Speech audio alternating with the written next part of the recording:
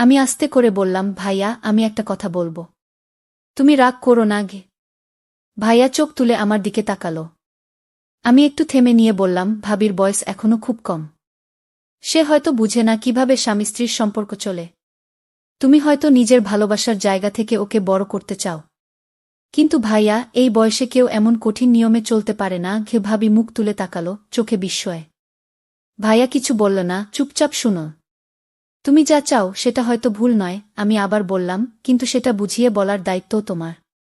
জোরে ভয় দেখিয়ে কখনোই কেউ ভালো শিখতে পারে না ভাইয়া। বরং সে শুধু ভয় পায়। আর সেই ভয় থেকে আসে দূরত্ব, ভুল বোঝাবুঝি গিয়ে। আমি বলতে বলতে একটু থেমে গেলাম। ভাইয়া হঠাৎ উঠে দাঁড়াল। জানালার পাশে গিয়ে দাঁড়িয়ে রইল কিছুক্ষণ। তারপর হঠাৎ বলল, তুই তো ছোট ছিলি সবসময়। কবে এত বড় হয়ে গেলি যে আমাকে উপদেশ দিছিস? তবে কণ্ঠে ছিল অভিমান নয়, এক ধরনের মেনে নেওয়া। আমি এগিয়ে গিয়ে ভাইয়ার কাঁধে হাত রাখলাম। আমি তো তোমার ছোটি। তাই বলছি। কারণ তুমি যে কষ্ট পাচ্ছ সেটা আমিও সহ্য করতে পারছি না গি। বন্ধুরা, আজকের এই গল্পটি আরও স্পেশাল, না দেখলে খুব মিস করবেন। আর দয়া করে গল্পটি ভালো লাগলে ভিডিওটি লাইক, কমেন্ট, শেয়ার ও চ্যানেলটি সাবস্ক্রাইব করে দেন প্লিজ।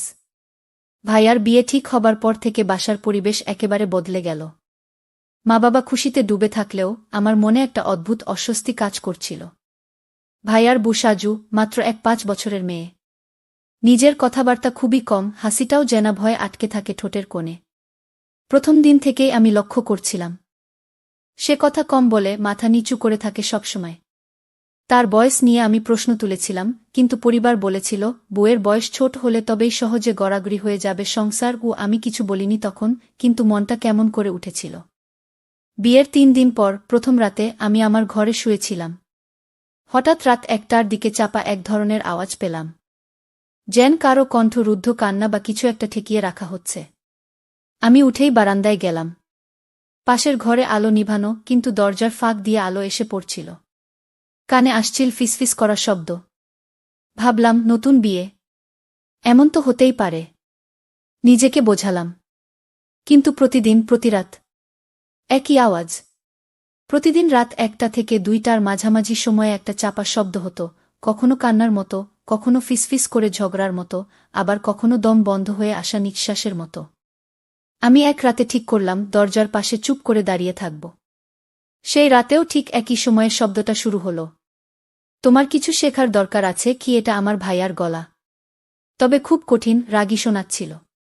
আরেকটা গলা, খুব নিচু, কাপা কাপা, আমি তো চেষ্টা করছি। ভাই। আমি চমকে উঠলাম। ভাই? ও কি ভাইয়াকে ভাই বলছে? আমি আর দাঁড়িয়ে থাকতে পারিনি। দরজা খুলে হঠাৎ করেই কাশলাম, যেন কিছুই জানি না। ভাইয়া দরজা খুলে মাথা বের করল। চেহারা একেবারে লাল, কপালে ঘাম। ঘুমাওনি এখনো? না, পিপাসা পেয়েছিল, পানি খেতে উঠেছিলাম গো। ভালো করে ঘুমাও। তোদের পরীক্ষার সময় এটা না করলে হয় না গিয়ে। আমি চলে আসলাম।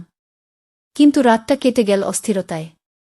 রোজ রাতেই একই সময়, একই চাপা শব্দ, একই শ্বাসরুদ্ধ ফিসফাস। প্রথম কয়েকদিন নিজেকে বোঝানোর চেষ্টা করেছি, নতুন বিয়ে হয়েছে, কিছুটা অস্বস্তি হতেই পারে। কিন্তু ধীরে ধীরে শব্দগুলো কেবল অস্বস্তি নয়, ভয়ের মতো লাগতে শুরু করল। ভাবির কণ্ঠ যেন প্রতিদিন আরও বেশি কাঁপছে। আর ভাইয়ার কণ্ঠ হয়ে উঠছে কঠিন, চাপা রাগে ভরা। চতুর্থ রাতে আমি আর নিজেকে ধরে রাখতে পারলাম না। আমার ঘরের দরজা খুলেই সোজা বারান্দায় গেলাম।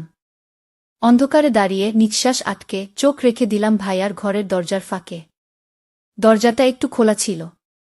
মনে হলো ওরা হয়তো জানেই না কেউ দেখছে। ঘরের ভেতরের দৃশ্য দেখে আমি স্তব্ধ হয়ে গেলাম। ভাবি মাটিতে বসে, চোখে পানি। পরনে সাদা একটা পাতলা। ওর মুখ লাল হয়ে আছে, যেন কান্না করতে করতে গাল দুটো ফেটে গেছে। ভাইয়া দাঁড়িয়ে, তার হাতে একটা কিছু। মুখ গম্ভীর। তুমি এতটা বোকার মতো আচরণ করছো কেন? তুমি আমার স্ত্রী। অথচ তুমি এখনো বুঝতেই পারো না স্বামীর সাথে কি আচরণ করতে হয়।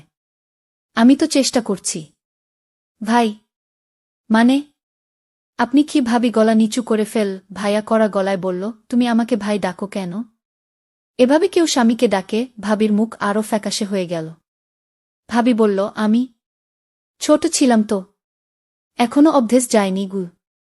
তখন হঠাৎ ভাইয়া দেয়ালে জোরে